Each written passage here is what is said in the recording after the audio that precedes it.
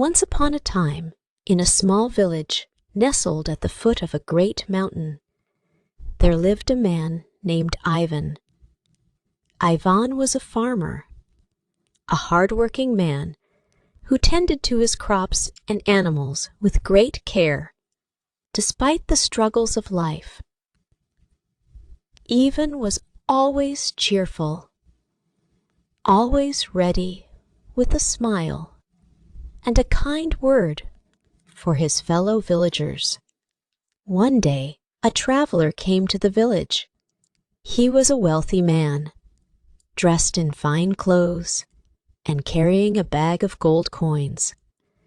The traveler went from door to door, offering the villagers his gold in exchange for something he desired.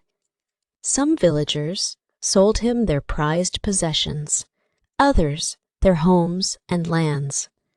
The traveler grew richer by the day, but the villagers grew poorer and poorer until they had nothing left to sell. Ivan watched as his neighbors gave in to the traveler's offer, but he refused to sell his farm,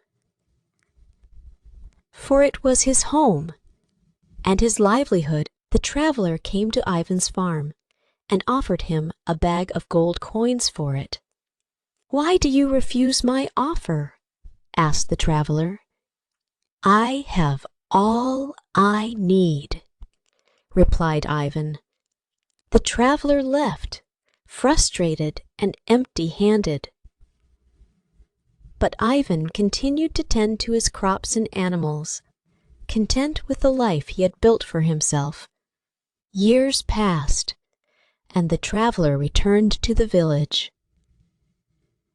He was no longer wealthy, for he had lost all his gold in a failed venture. He went to Ivan's farm, hoping to buy it for a small sum, but Ivan refused again.